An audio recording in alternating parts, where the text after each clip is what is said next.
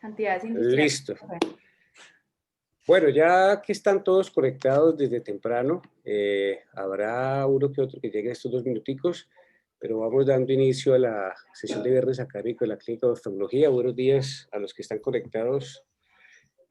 Hoy tenemos un tema muy interesante que enlaza la oftalmología con psiquiatría, y fue un tema que la doctora Vega presentó en su momento en un jueves de retina, pero primero dada la calidad de la presentación que hizo, la investigación para presentar el tema y el caso clínico tan interesante, se decidió pasarlo a un viernes académico.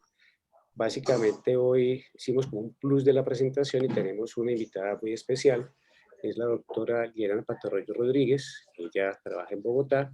Como ven aquí en la hoja de vida que ella nos mandó desde hace un tiempo, la doctora estudió en la Universidad del Tolima Medicina General entre el 2000 y el 2006, y curiosamente hizo primero Administración de Negocios, Auditoría Médica y Garantía de Calidad en Salud, antes de ser Psiquiatría. No sé si eso tiene alguna razón de ser, que primero hizo negocios, enloqueció en su primera carrera, decidió hacer Psiquiatría, y la hizo en la Fundación Universitaria Sanitas, terminó en el 2013, pero Liliana tiene un bagaje académico muy grande. Si ustedes ven, esta es la hoja de vida del CEBELAC, de la doctora investigador junior, y me corregí, Liliana, profesora de la Universidad de los Andes y trabaja en la Santa Fe de Bogotá, ¿verdad? Sí, señor. Entonces, ella es una persona de verdad muy ocupada, trabaja como psiquiatra, trabaja como loca así todo el tiempo. Entonces, fue una gentileza de su parte acceder pues a acompañarnos, apoyar a Kate en la presentación y sobre todo a nosotros darnos tips para saber cómo empezar a hacer estas cosas. El título de la presentación lo va a hacer Kate y le doy la palabra a Kate para que arranquemos. Ya voy a dejar de compartir y es todo tuyo la pantalla, Kate. Muchas gracias.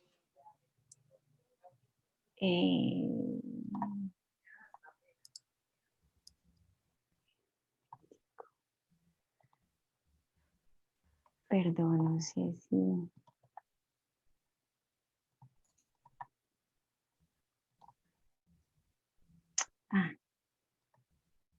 Perdón un momentico que se me cerró la presentación. Vale, tranquila. Aquí esperamos, que la tenía cierta ahorita. Listo, ahí se está viendo. Sí, señora. Exactamente. Listo. Bueno, entonces como decía el doctor Ocampo, este es un caso que ya habíamos presentado en la sesión de retina, pero queríamos compartirlo con todos aquí en la gran sesión y con los aportes de la doctora Patarroyo. Entonces lo hemos titulado Veo flores en mi cuarto, ¿será la mente o será el cerebro? Y pues es un relato de un caso de síndrome de Charles-Bonnet. Hablaremos unas palabras del síndrome de Charles-Bonnet y la doctora Patarroyo pues nos complementará desde su punto de vista. Bueno, para ponernos en contexto y a manera de introducción vamos a escuchar esta canción. ¿Está escuchando?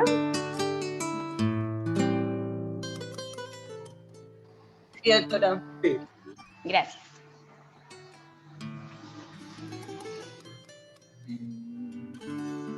Y de pronto ves tu hogar invadido por la luminosidad.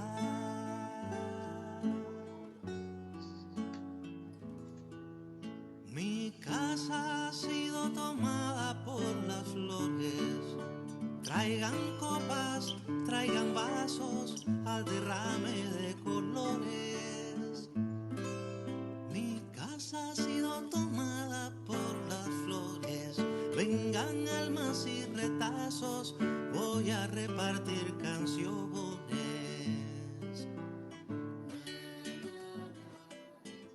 Bueno, y como Silvio Rodríguez, pues parece ser que no es el único que ve flores en su casa, entonces empecemos con la descripción del caso clínico desde el testimonio de la paciente. Hace más o menos unos 3 meses comencé a ver en toda mi habitación, cuando despertaba en la mañana, que abría yo mis ojos, entonces yo veía en mi habitación llena de puras flores. ¿Y decidiste consultar por qué razón? No, yo decidí consultar, doctor, porque yo vi que como yo había tenido mi problema de pérdida de visión hace más o menos 8 años y medio, entonces pues yo sabía que tenía que consultar porque eso no se me había llegado a aparecer, entonces yo vi que eso no era normal, que eso no era normal en mí y que de pronto eso se me iba a convertir en más grave. Entonces pues yo no quería correr el riesgo de ya perder mi poca visión que yo tenía. Perfecto. Sí. Listo. Entonces, entremos con más detalle a la descripción del caso clínico. Como escuchamos por el testimonio de la propia paciente, pues ella es una mujer de 75 años y consultó porque refiere que últimamente está viendo unas imágenes como flores grandes al despertar que luego desaparecen, sin ningún otro síntoma asociado. Como antecedentes importantes, ella tiene un diagnóstico desde hace varios años de una degeneración macular relacionada con la edad, en ese momento en tratamiento con antioxidantes, y tuvo un episodio de papilitis bilateral en el 2012 de causa no determinada, pero sí recibió tratamiento con esteroides, pero la causa nunca se determinó. Además tiene un diagnóstico de un trastorno afectivo bipolar en tratamiento con ácido valproico compensado pues sin ninguna otra alteración psiquiátrica. Y también como antecedente de importancia es pseudofaca en ambos ojos. Al examen oftalmológico en esta consulta, la paciente presentaba una agudeza visual de cuentadedos a 50 centímetros en ambos ojos. La biomicroscopía era normal, exceptuando por una opacidad de la cápsula posterior, mucho más marcada en el ojo derecho y donde se veían como unas imágenes de vacuolas. Ya en un momento vamos a ver la foto y esto nos pareció pues un detalle importante, ya vamos a ver por qué. La presión intraocular de 14 en ambos ojos y el fondo de ojo para ambos ojos tenían una retina aplicada, el vitrio claro, un disco atrófico pálido con una excavación de 50, pero de bordes conservados, vasos normales y la mácula, aunque era difícil ver los detalles por la opacidad de la cápsula, aparentemente se veía normal. Esta es la fotografía de la cápsula posterior del ojo derecho, donde si vemos hay como unas imágenes de vacuolas redondas que nos llama la atención porque podría también ocasionar el efecto de flores, que era lo que refería la paciente. Bueno, y bajo todo este hallazgos clínicos y la descripción de los síntomas de la paciente, se trabajó bajo el análisis y de que la percepción de imágenes a veces no bien formadas y en otras ocasiones sí muy bien formadas, que presentan algunas personas que tienen baja visión en este momento, pero que antes veían bien, se conoce bajo el síndrome de Charles-Bonnet. Entonces, digamos que esta fue el primera impresión o el diagnóstico de trabajo inicial con la paciente. Sin embargo, nos llamaba la atención la opacidad de la cápsula posterior del ojo derecho, que como ya dije, podría similarse a la descripción de las imágenes que presentaba la paciente. Entonces, bajo este contexto se decidió llevar a capsulotomía bilateral a la paciente y posterior llevarla a un OCT de mácula de ambos ojos, porque a pesar de que tenía un diagnóstico de degeneración macular, nunca se le había realizado un examen estructural a esta paciente. Entonces entremos a hablar un poco sobre el síndrome de Charles-Bonnet. El síndrome de Charles-Bonnet fue descrito hacia el año de 1760 por el naturalista y filósofo suizo Charles Bonnet. Esta es la fotografía del señor Charles Bonnet y esta es una lámina que me compartió la doctora Patarroyo sobre el reporte del primer caso de Charles Bonnet. Y él lo que hizo fue describir todas las alucinaciones vívidas que tenía su abuelo, que estaba ciego de 89 años. Y él siempre en todas las descripciones reconoció que su abuelo tenía un pensamiento muy claro y que las alucinaciones estaban relacionadas con la pérdida visual. Desde ese tiempo, desde 1760 hasta ahora, digamos que este epónimo se utiliza para describir la relación que existe entre alucinaciones visuales, pérdida de la visión en pacientes cognitivamente normales. Para conocer un poco de la epidemiología, pues es digamos, variable según el lugar donde nos encontremos, pero en general el síndrome de Charles-Bonnet se puede presentar en pacientes con patologías oftalmológicas del 1 al 40%, es muy variable. Digamos que para Sudamérica, el oriente de Europa, Asia puede llegar hasta el 40%, en Estados Unidos se ha descrito del 6 al 11%. El tipo de alucinaciones también es muy variable. Generalmente son colores, flores, algo muy vívido como se describe en la literatura, pero también, como vamos a ver más adelante, pueden ver imágenes de personas conocidas o rostros conocidos. El 50% de los pacientes generalmente tienen alucinaciones complejas, y ya vamos a ver un poco más adelante de esto. Y entre el 90 y el 85% de los pacientes experimentan alucinaciones que no son muy placenteras y que pueden generar angustia. Entonces, el síndrome de Charles-Bonnet, a pesar de esta estadística que tenemos, generalmente es una patología, una entidad subdiagnosticada. Y este subdiagnóstico tiene que ver primero porque los pacientes generalmente pueden tener temor de referir sus síntomas de alucinaciones, y les da temor porque les da, valga la redundancia, temor categorizarlos en un diagnóstico psiquiátrico o una enfermedad mental. Y por otro lado, porque muchos de los que trabajamos en salud podemos desconocer de esta entidad y pues no diagnosticarla. O en su efecto, pues confundirla con otros trastornos mentales severos. Pero característicamente estos pacientes no tienen patología psiquiátrica, o si la tienen está totalmente compensado y no tiene nada que ver con su patología psiquiátrica, y cognitivamente, como ya dije, son pacientes normales. La base neurofisiológica de este síndrome se ha atribuido a una respuesta que el cerebro tiene a una falta del estímulo sensorial que antes era normal, y en respuesta a eso tiene una descarga espontánea y a veces excesiva de las células nerviosas de las cortezas de asociación visual primaria o de asociación visual primaria o de asociación, perdón. Entonces, bajo pues, base neurofisiológica se han descrito principalmente dos teorías.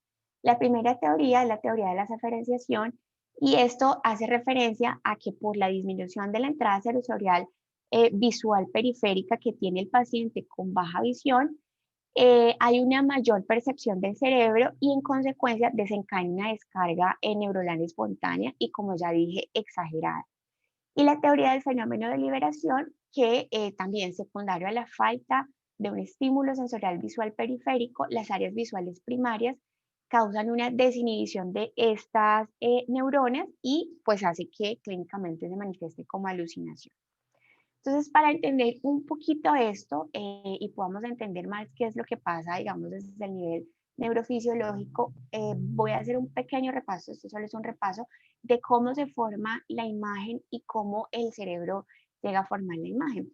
Entonces sabemos que el haz de luz, que está compuesto por fotones, debe atravesar todos los medios refringentes del ojo. Entonces, la córnea, el humor acuoso, el cristalino, el humor vítreo, y finalmente llegar hacia la retina, a la capa de los fotorreceptores, los conos y los bastones. Recordemos que estos fotorreceptores tienen un pigmento visual que le permite absorber estos fotones. Cuando llegan estos fotones, hacen contacto con el pigmento visual y tienen, digamos, un cambio bioquímico en el fotorreceptor, y permiten que se active una proteína que se llama transducina. La transducina va a permitir además que haya una hidrólisis del GMP cíclico y haya unos cambios iónicos, y se abran ciertos canales en la membrana de estos receptores, y finalmente se da una hiperpolarización, es decir, la membrana se vuelve mucho más negativa. Al volver mucho más negativa, consecuentemente hay una liberación del neurotransmisor presináptico, que es el ácido glutámico principalmente, y este ácido glutámico permite que la energía lumínica que entró inicialmente al globo ocular, con todo este proceso se está convirtiendo en energía eléctrica, y sea, digamos, llevada hacia todas las otras capas celulares de la retina, entonces va a pasar a las células bipolares, a las células horizontales y finalmente va a llegar a las células ganglionares que, como sabemos, a través de sus acciones se va a formar el nervio óptico y de ahí ya se va a transformar, digamos, a la vía visual. Como sabemos, entonces puede tener algunas paradas antes de llegar a la corteza visual, el cuerpo geniculado lateral, donde se hace un procesamiento al tálamo, a los colículos, el área pretectal y finalmente llegar a la corteza visual primaria y posteriormente, según la información que estemos captando, a la corteza visual de asociación, donde vamos a tener toda la interpretación de colores, formas, profundidad, movimiento, etcétera. Entonces recordemos que la corteza visual primaria es el área, pues está la corteza occipital, el área 17 de Brodmann, que es esta que tenemos acá como en vino tinto, y aquí llega la información visual que vamos a procesar simple y directamente.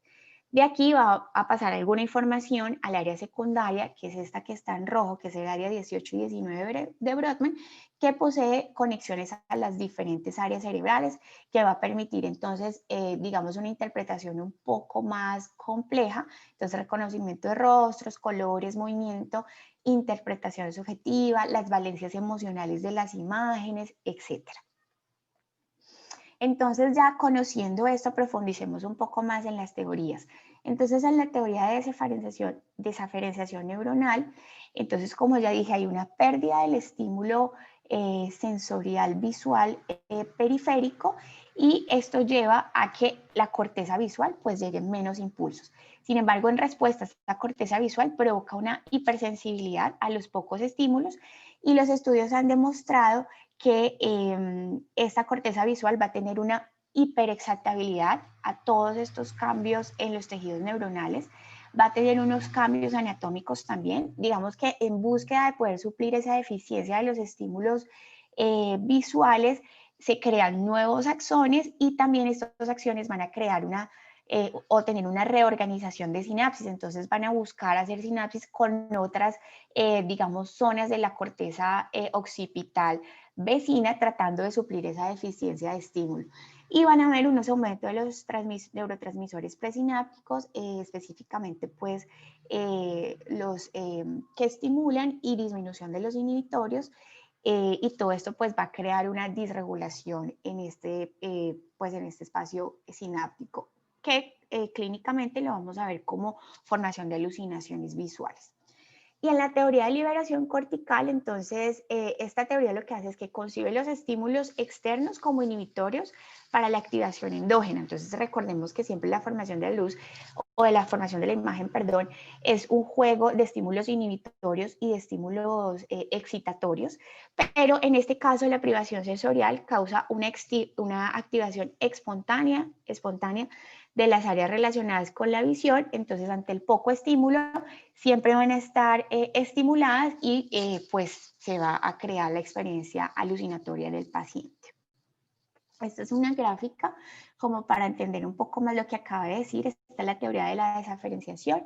Entonces, recordemos, se da mucho más frecuentemente en ancianos que por diferentes patologías oftalmológicas, alteraciones corneales, cataratas, enfermedades del nervio óptico, glaucomas, enfermedades retinales, enfermedades maculares, tienen una menor entrada del estímulo sensorial visual y este poco estímulo sensorial visual que llega a la corteza visual, la corteza lo que hace es responder activándose de manera desmedida, exagerada y produciendo pues las alucinaciones.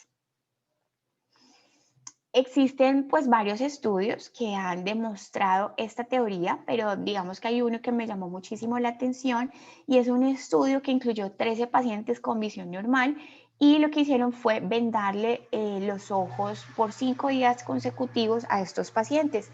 Y el resultado fue que 10 de estos 13 pacientes empezaron a presentar alucinaciones visuales después de en promedio el primer día de tener los ojos vendados. Y eso lo que nos hace es como confirmar estas bases neurofisiopatológicas que ante la falta de una verdadera entrada visual al cerebro se provoca un estímulo de liberación y de sobreexcitación de las neuronas de esta corteza y se ha extrapolado o se ha asimilado mucho a lo que sucede en el síndrome de miembro fantasma después de una amputación. Entonces es la respuesta al cerebro a la falta de estímulo sensorial. Bueno, entonces ya para hablar un poco sobre la clínica, ya he pues como hablado un poco de esto, se caracteriza pues típicamente por la presencia de alucinaciones que pueden ser recurrentes y se pueden presentar en todo momento de la enfermedad. Hay personas que empiezan a alucinar en el momento que presentan baja visión, hay otras personas que empiezan a alucinar cuando ya ha pasado varios años de tener baja visión o incluso durante todo el periodo. Pueden ser recurrentes, pueden presentarse en diferentes periodos de tiempo, después de varios años, diariamente, es muy variable la presentación y característicamente ellos ven figuras geométricas muy coloridas. Las flores también digamos que es una imagen típica que ellos ven, pero también se han descrito que pueden ver rostros o personas conocidas y también caras de animales en cuerpos de personas. A pesar de que a veces el contenido de las alucinaciones puede ser angustiante, en la mayoría, como pueden ver rostros conocidos o imágenes agradables, pues pueden no causar mucha angustia al paciente. Como ya dije, las alucinaciones tienden a ser breves, duran pocos minutos o segundos, pero incluso puede durar varios meses. Pueden desaparecer en horas, días, meses o incluso años y típicamente rostros distorsionados o figuras disfrazadas. Si el contenido son formas o patrones abstractos, digamos que es una alucinación simple, pero cuando ya son, digamos, imágenes bien formadas, bien definidas, como caras, rostros de personas conocidas, objetos o escenarios ya bien conocidos, pues son alucinaciones complejas que digamos que es más o menos del 50 al 60% de las alucinaciones que tienen estos pacientes. También el tipo de alucinación está asociado a la zona de la corteza visual que tenga una mayor hiperactividad. Entonces recordemos que hay partes de la corteza visual de asociación que están encargados de colores o del reconocimiento de caras o de los objetos y que, digamos, según la zona que esté con mayor hiperactividad, pues así mismo va a predominar el tipo de alucinación. Y numerosos estudios neurocientíficos pues, sobre el síndrome de Charles-Bonnet han mostrado que la ubicación exacta en la que la mayoría de los pacientes con síndrome de Charles-Bonnet tienen hiperactividad, pues es la corteza occipitotemporal, la región supratemporal y la intraparietal. Entonces, para el diagnóstico, pues a grandes rasgos, típicamente pues tenemos que tener un paciente con alucinaciones visuales, que como ya dijimos pueden ser personas o imágenes sin forma. El paciente debe tener una disminución importante de la agudeza visual, una pérdida de la visión y ya los estudios han demostrado que el 38% de los pacientes con baja visión tienen síndrome de Charles-Bonnet. Y siempre la asociación entre pérdida visual y alucinaciones visuales es requerido como parte del diagnóstico y también es requerido que el paciente tenga, esté cognitivamente sano y tenga un grado de introspección o de insight conservado. Es decir, que él reconozca que estas son unas imágenes que no hacen parte de su realidad y en el momento en que se le explique que es una respuesta del cerebro a falta del estímulo, y no hace parte de una enfermedad mental, lo reconoce y muchas veces al habérseles explicado tienen menos temor de verlas y muchas veces hasta pueden desaparecer las alucinaciones. Y la falta de una conciencia nos debe hacer pensar en otro tipo de diagnósticos en este paciente. ¿Cómo qué otro tipo de diagnósticos podemos tener? ¿Cuáles son los diagnósticos diferenciales en este síndrome de Charles-Bonnet? Estados psicológicos normales como el duelo, deprivación sensorial, deprivación del sueño, enfermedades psiquiátricas como esquizofrenia u otros estados de psicosis, trastornos afectivos bipolares con episodios psicóticos, depresión psicótica, delirium, enfermedades neurológicas como el Parkinson. Recordemos que hasta el 36% de los pacientes con Parkinson se pueden presentar con alucinaciones, epilepsia, lesiones tumorales, migraña, estados de demencia. Algunos medicamentos se han asociado también con alucinaciones como la clonidina, la bromocriptina, la carbidopa, carbamazepina, el fentanil, y también abuso o dependencias de drogas, alcohol, LSD y otras sustancias psicoactivas. Entonces, en cuanto al tratamiento, como ya dije, como la condición sine qua non para este diagnóstico es que el paciente tenga un insight o una introspección cuando se les explica que hace parte de su mente, no de su mente, sino de su cerebro, ellos tienden a tranquilizarse y generalmente ya no angustian al paciente. Sin embargo, se desconoce pues los factores que estén involucrados en la resolución de estas alucinaciones. La mayoría no requiere tratamiento, pero si genera angustia, pues se puede dar un tratamiento multidisciplinario, apoyarnos de nuestros, digamos, colegas psiquiatras y pues muchas veces, y esto ya de pronto nos va a hablar un poco la doctora Patarroyo, pues antipsicóticos, ansiolíticos. Hay algunas medidas de soporte también que podemos utilizar, entonces sugerir al paciente que cambie las posturas cuando tenga estas alucinaciones, mover los ojos o mirar directamente la alucinación, usar iluminación adicional en el entorno en el que el paciente se desenvuelve, estimular los otros sentidos, entonces escuchar libros, música y participar de actividades sociales que le permitan al paciente disminuir el estrés y la ansiedad. Y esto es como tratar de engañar al cerebro para que el estímulo se vaya a otras áreas del cerebro y pues deje como de estar como estimulando las zonas de la corteza visual. En cuanto al síndrome de Charles-Bonnet y la degeneración macular y otras enfermedades oftalmológicas, hay un estudio donde se evaluó la prevalencia del síndrome de Charles-Bonnet en aproximadamente 284 pacientes y de esto se encontró que el 57.7% tenían un diagnóstico de enfermedad macular y por eso tenían baja visión, el 19% tenían baja visión por otras enfermedades de la retina, el 15% por enfermedades del nervio óptico y el 7% tenían otros tipos de enfermedades que incluían la ambliopía, la catarata, oclusiones vasculares, cicatrices corneales, nixtasmos, queratopatías y uveitis, entre otras. Y específicamente en los pacientes con degeneración macular tenemos que las alucinaciones son típicamente en colores y pues sabemos que el daño a los fotorreceptores que ocurre en la degeneración macular relacionada con la edad pues produce una falta de entrada específicamente para las áreas de color. Y en los estudios que se han realizado en los pacientes con enfermedad macular y síndrome de Charles-Bonnet, en las resonancias funcionales de la vía visual se ha encontrado que hay una hiperactividad endógena específicamente en el área de color que se va a manifestar pues claramente con alucinaciones típicamente de colores. También hay otros estudios sobre la degeneración del Charles-Bonnet y no ha habido, digamos, una asociación entre el tipo de degeneración y la probabilidad de tener las alucinaciones o el tipo o la severidad de las alucinaciones. Entonces, digamos que el tipo de degeneración macular no está asociada, simplemente lo que ocasiona es una baja visión y por tanto esta respuesta del cerebro. Aquí simplemente como para nombrar que sí existen varios estudios que se han hecho sobre específicamente la degeneración macular y el síndrome de Charles-Bonnet. Y como digo, todos estos estudios lo que concluyen es que realmente no es tan raro y no es tan bajita la incidencia del síndrome de Charles-Bonnet. Alrededor de el 10 al 40% de estos pacientes lo pueden presentar. Entonces sí es importante que lo tengamos dentro de los diagnósticos diferenciales que podamos tener en este tipo de pacientes. Y también se ha reportado otro tipo de asociaciones del síndrome de Charles-Bonnet, por ejemplo, después de aplicación de antiangiogénico para el tratamiento de degeneración macular, entonces unas alucinaciones visuales transitorias, y este también es un reporte de caso que es algo viejito, pero también se reportaba que era cuando se aplicaba terapia fotodinámica para el tratamiento de degeneración macular relacionado con la edad. Pero entonces ya después de haber revisado todo esto, ¿cuál fue el desenlace o qué pasó con nuestra paciente? Entonces finalmente la paciente se llevó a capsulotomía. Como vemos, la capsulotomía se realizó satisfactoriamente. Digamos que las imágenes de vacuolas o la densidad de la cápsula posterior desapareció.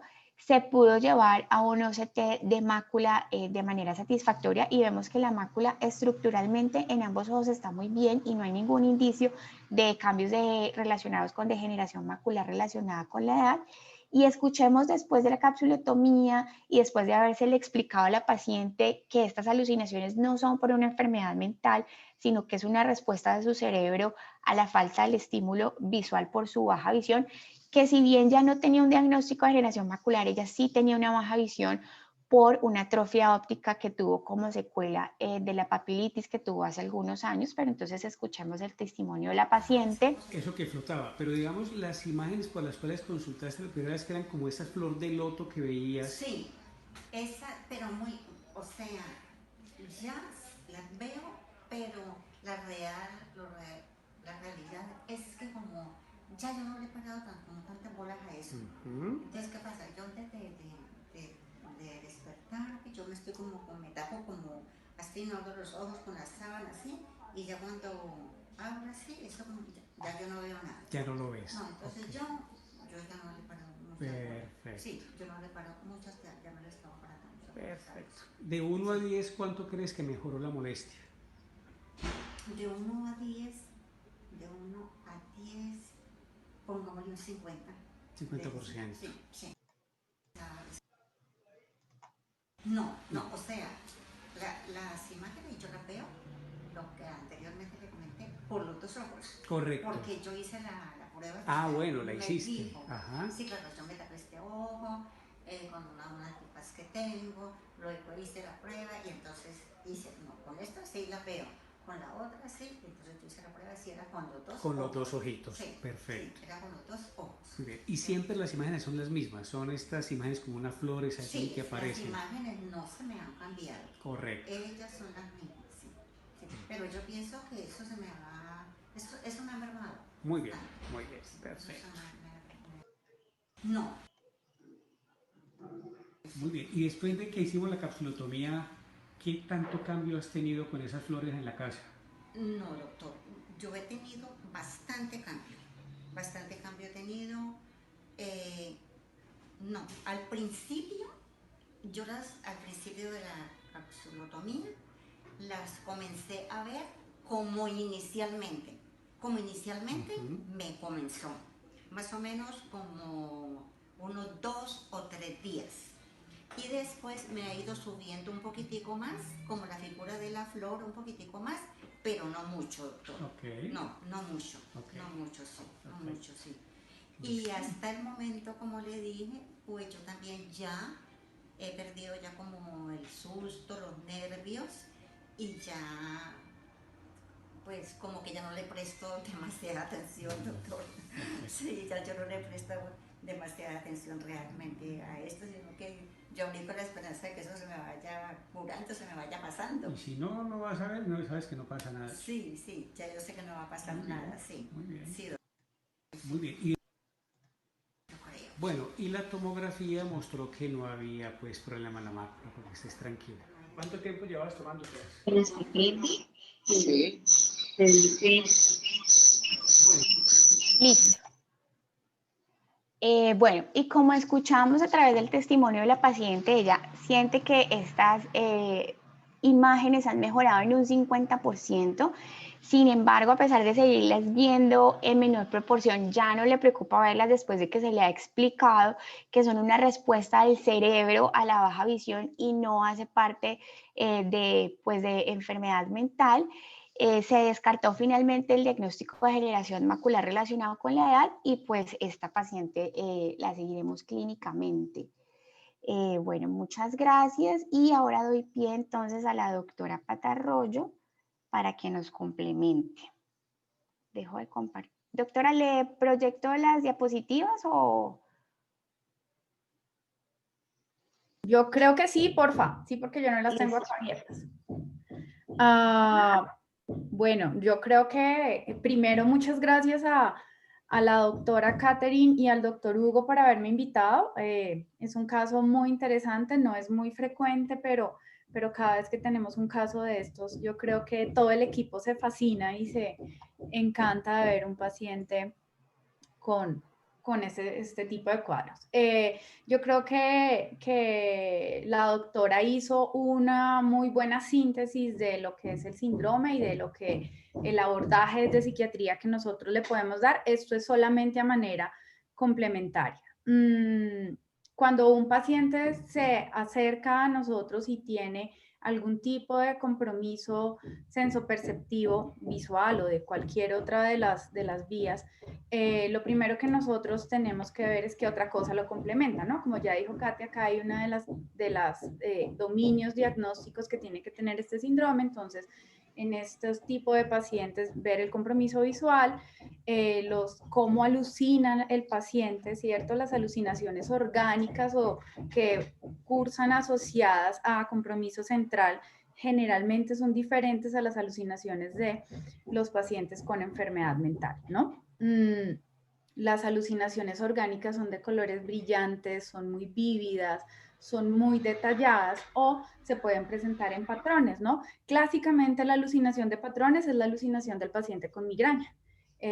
Hay un neurocientífico que murió en el 2015 que se llama Oliver Sacks, que tiene una muy bonita descripción de las alucinaciones, tiene un libro que se llama Alucinaciones, y él explica por qué se presentan patrones, ¿no? Son los patrones de conectividad neuronal lo que determinan este tipo de alucinaciones. Y lo otro que nosotros tenemos que diferenciar es si el paciente tiene o no insight y si hace crítica o no.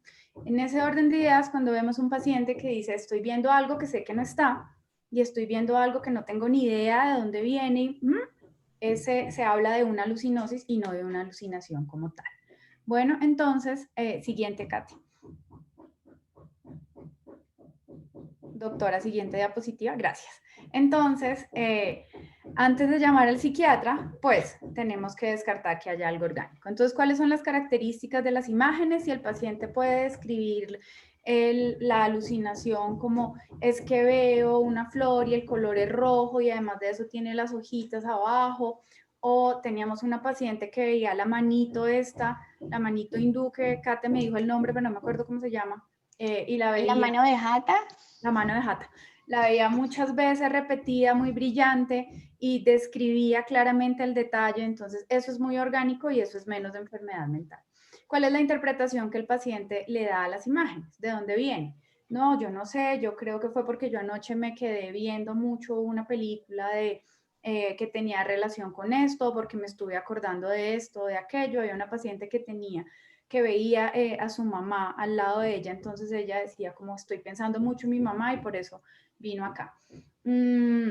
Generalmente los pacientes con enfermedad mental tienden a darle una explicación dentro de interpretaciones anormales a este tipo de fenómenos. Entonces, estoy viendo esto porque esto hace parte de una brujería que fulanito me hizo, porque fulanito desde hace mucho tiempo me quiere hacer daño, y lo van metiendo dentro de la estructura delirante o dentro de la estructura de la desorganización de su pensamiento. Hay que preguntarle al paciente si el contenido le genera temor. Estoy viendo cucarrones, esos cucarrones tal vez vienen y me atacan y me pican y qué angustia. Es diferente a me da miedo tener algo en la cabeza que me esté generando esto, que es lo que principalmente pasa en los pacientes con síndromes de Charbonnet. El disconfort viene secundario a tener algo que les esté generando la alucinación.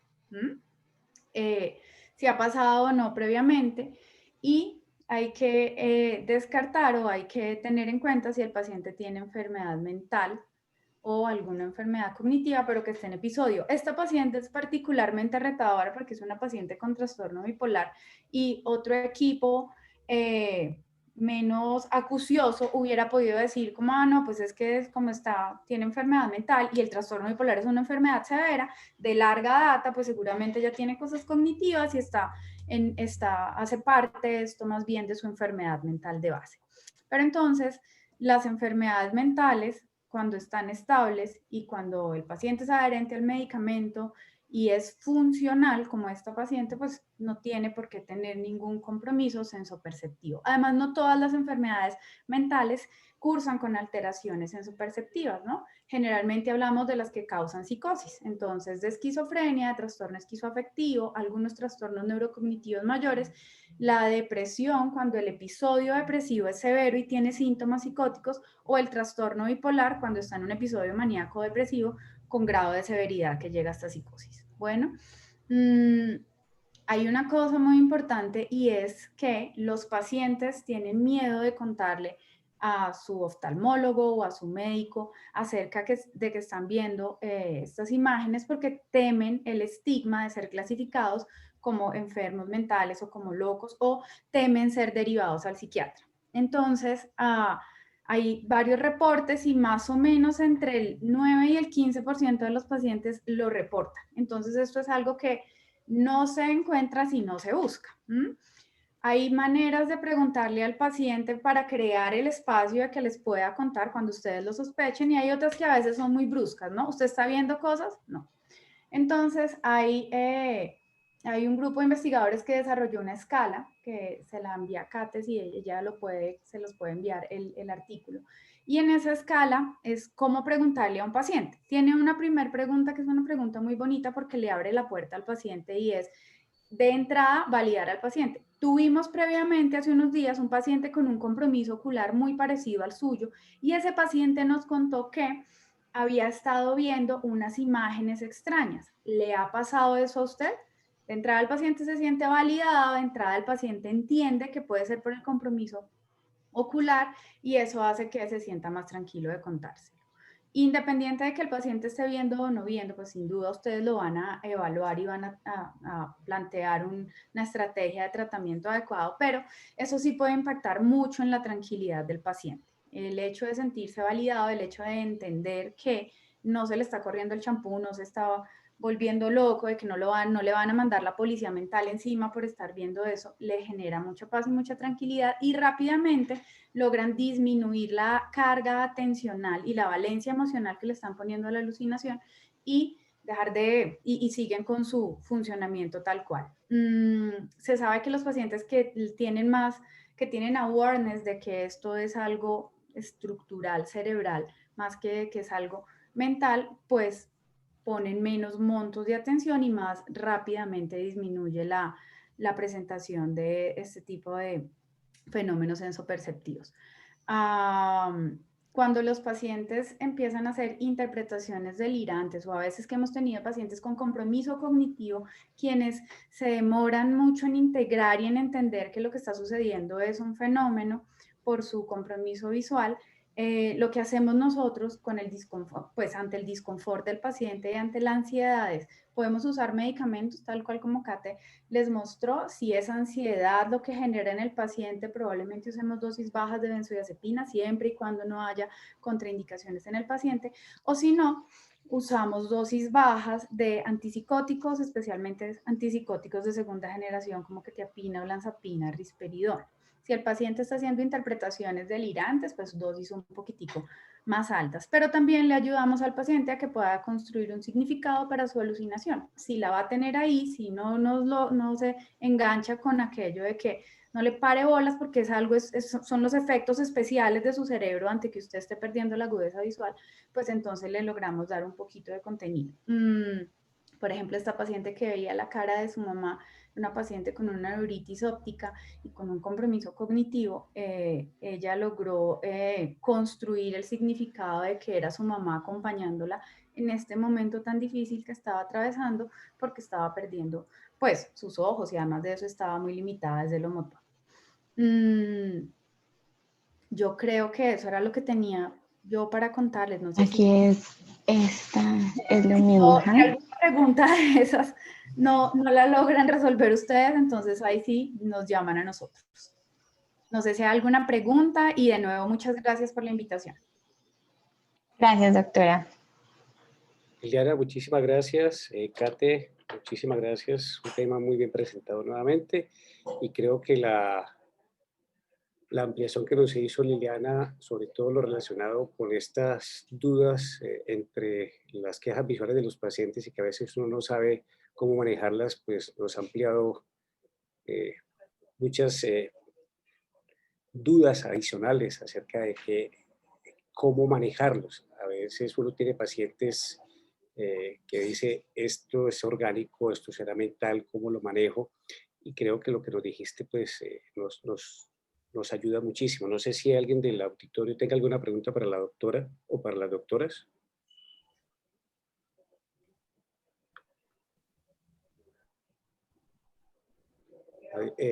Déjanos de compartir, Kate, por favor. Exactamente.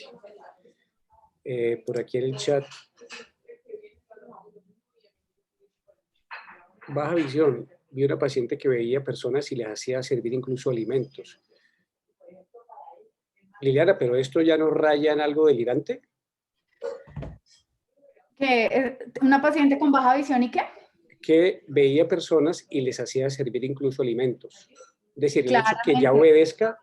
obedece órdenes es una cosa que ya se pasa del...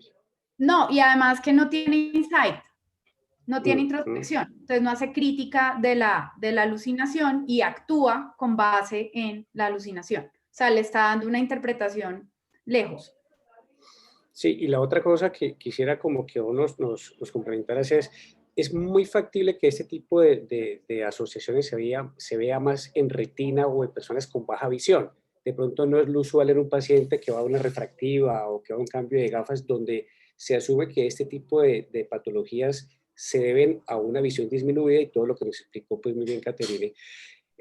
Si llega un paciente joven con visión de 20/30 que quiera hacerse un LASIK y empieza a sacar este tipo de cosas, uno ya dice, este paciente no es orgánico, muy posiblemente sea psiquiátrico o estoy yendo muy al extremo. Creo que en ese contexto, y ya siendo un paciente joven, por ejemplo, uno tendría que meter dentro de los diagnósticos diferenciales otras cosas. Por ejemplo, consumo de sustancias. Ahorita que están tan de moda y que vamos a tener como una segunda oleada de uso de psicodélicos. Los psicodélicos son los que causan alucinaciones vívidas, reales, con mucho color, muy brillantes, entonces hay que traer en contexto ese tipo de cosas. Además, por otro lado, pues siempre pensar en cuál es la interpretación que el paciente le está dando. Si le está dando una interpretación, pues que es una interpretación con insights, si yo pienso que es una alucinosis, si no le siento nada diferente desde el punto de vista emocional o de estructura del pensamiento, pues, pero yo creo que ante una situación de esas, pues una ida al psiquiatra no le hace daño a nadie. Okay. Beni, comentaste que vamos a tener una segunda ola de consumo de psicodélicos. Sí, Y, yo creo que sí. pero hay algún... Los psicodélicos son pues unas drogas de diseño que se usaron inicialmente en clínica para tratar, para llegar a ciertos estados de conexión donde el psiquiatra hacía un poco más profunda la psicoterapia. Eso fue más o menos en los 70, y luego de que su uso se popularizó bastante y de que hubo un uso tal vez clínicamente inducido por psicólogos, no por psiquiatras. La FDA lo prohibió y lo retiró cerró los laboratorios y paró una serie de ensayos clínicos que venían haciendo. Luego, ahorita, ante todo el advenimiento de nuevas drogas de diseño y todo esto, unos grupos de investigación, hay un grupo especialmente grande en Hopkins, empezó nuevamente a hacer ensayos con microdosis de LSD. Parece que el LSD lo que hace es que genera una upregulation de receptores y abre como ciertos canales y prende ciertas conexiones que permiten ver todo de una manera un poco más integral. Entonces eso hace que sea la persona un poco más perceptiva o más receptiva en las intervenciones psicoterapéuticas y por ahí vienen una serie de ensayos clínicos. Pero a eso no me refiero a que pues estamos más permeados, hay más awareness de la gente con respecto al LSD, hay muchos libros que uno consigue en Librería Nacional o en Panamericana de microdosis de LSD para incrementar su creatividad y todo esto. Y pues las drogas se consiguen, a pesar de que no están reguladas, pues se consiguen con cierta facilidad. Entonces, esperamos que haya un incremento de pacientes con el consumo de este tipo de sustancias. Eso no se puede llegar con estas alucinaciones visuales y que lo pueden despistar a uno. Pues la idea es que pues lo que se espera es que solamente se presente mientras está el paciente en el consumo, ¿no? Pero pues hay gente que tiene metabolismos, tiene polimorfismos y entonces metabolizan de una manera diferente, entonces hacen doble pico, podría pasar. Okay. Y te voy a hacer una última pregunta que no está directamente relacionada con el tema, pero que creo que nos pasa mucho, y es los pacientes con baja visión que se deprimen. El paciente deprimido ve como el mundo más oscuro, ¿verdad? Entonces uno a veces dice, este paciente, ¿por qué no ve lo que debería estar viendo? Ante ese tipo de cosas, uno descartando todo lo oftalmológico, digamos, y que tiene una visión que no se corresponde con lo que uno debería encontrar, hay que pensar en depresión como una de las causas. Sí, podría ser. Si uno está seguro de que el paciente está completamente deprimido, sí, a la depresión acuérdense que cambia un poco la manera en la que uno se lee a uno mismo y lee el entorno. Acuérdense esas descripciones tan románticas y bonitas de depresión de los franceses, de ir en una espiral oscura. ¿M? Entonces, los pacientes con depresión tienen involuntariamente, una magnificación de lo que pasa adentro, entonces del dolor, entonces de síntomas gastrointestinales, el enlentecimiento psicomotor, todo esto también se asocia a que puedan tener menos recuperación de ciertas condiciones, entre esas todo lo que es sensorial, ¿no? Entonces, si el paciente, si ustedes sospechan que está deprimido, acuérdense que hay un par de preguntas que son las preguntas core del diagnóstico de depresión, que es las preguntas que la OMS sugiere hacerle a cualquier persona que esté en atención primaria. Por ejemplo, UK, que tiene un sistema de salud tan volcado hacia la atención primaria y lo tienen tan estructurado, tienen las mesas de los consultorios de todos sus profesionales, el PHQ-2, que son el par de preguntas que sugiere la OMS, que es, ¿ha estado deprimido? No, ¿ha dejado de experimentar placer? Si alguna de las dos es positiva, busque algo, profundice un poco más y considere si lo tiene que enviar a salud mental. Muchísimas Tengo una gracias. pregunta. Hola, buenos días. Habla Patricia Gómez, ¿me escuchan? Sí, Patricia, sigue por favor.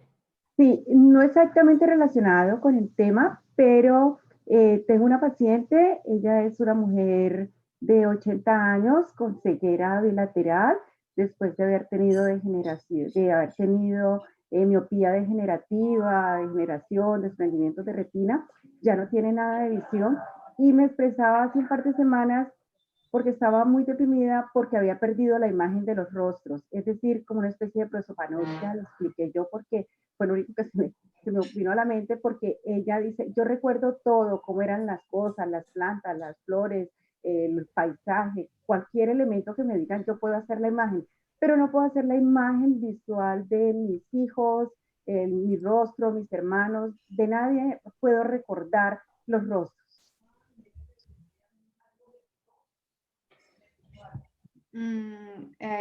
Y la paciente tiene, pues, me imagino que ese síntoma le está generando una respuesta emocional.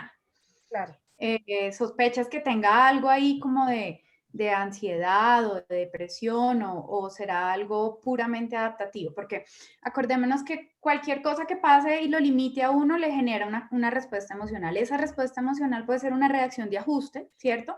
Que yo me ponga un poquito triste, que yo me ponga un poco, a veces es ansiedad, generalmente es tristeza, pero a veces eso se magnifica un poco más y la respuesta emocional es más grande en términos de intensidad de los síntomas, pero también en términos de tiempo. Y eso también hace que el constructo y la interpretación de los síntomas sea un poco más profunda y sea un poco más dolorosa desde lo emocional. Sí, ella ya lleva unos 5 o 6 años de estar totalmente ciega, que ya no tiene percepción de luz. Pero dice, hasta un tiempo yo podía recordar las imágenes de los rostros, pero estas desaparecieron. Ya no puedo imaginar cómo era el rostro, recordar cómo eran los rostros, y entonces esto es lo que le estaba generando, pues, como la depresión, porque ella es una persona, digamos, ajustada emocionalmente, siempre lo ha estado manejando, pues, su condición de pérdida progresiva de la visión. Es una persona pues que está rodeada de afecto, cariño, compañía, y mentalmente está muy bien, o sea, está muy, no tiene pues signos de que pudiera estar haciendo un Alzheimer o algo así, pero ella es muy específica. No puedo recordar imágenes de rostro, no puedo ver los rostros y puedo ver todo lo demás. Cualquier cosa que me digan, yo recuerdo, ella era diseñadora de ropa interior de una firma y me dice, recuerdo hasta los bocetos, los diseños que hacía, todo esto, los desfiles, todo, pero los rostros no. Entonces yo pensaba que podía haber hecho de pronto alguna microhemorragia en el área que tiene que ver con la percepción del rostro y entonces le generó una prosopagnosia. Sí, pues podría descartarse, eso es giro fusiforme en el córtex occipital, pero también suena a que la paciente podría, si tiene un buen nivel cognitivo y si tiene un buen nivel de autocrítica y de introspección, podría estructurarse, desenredar un poquito madeja, a ver qué es lo que pasa, a ver si hay algo emocional que pueda estar bloqueándole, como que se prendan esas neuronas y pueda recordar los rostros, y poder ayudarle a estructurar en psicoterapia la manera en que resignifique o compense el síntoma que está presentando. Perfecto, gracias. Muy bien. ¿Alguna otra pregunta? Si no, para ir cerrando. Solamente mencionar algo que Liliana habló en su presentación y es uno de los autores que yo más disfruto y es Oliver Sacks. Tenía la capacidad de mostrar la parte profesional como si fuera un cuento. Y todos los libros de Oliver Sacks son libros para sentarse a disfrutárselos en un buen fin de semana. Entonces, recomendado porque uno goza con el libro, pero además aprende muchísimo. Yo creo que es de los autores que a todos los residentes les digo que lo lean porque aprende uno mucho con ellos. Si no hay ninguna otra pregunta, otro comentario, agradecerle a una Liliana, sé que está con estudiantes, sé lo que están golpeando la pared para que nos deje entrar a la reunión. Y a Kate por la excelente revisión que hizo y a todos los que están aquí conectados. Liliana, muchísimas gracias de nuevo. Gracias a ustedes. Gracias. Chao, Kate. Gracias, Gracias a doctora. todos. Gracias, Chao, doctora. chao. Hasta luego. Doctores.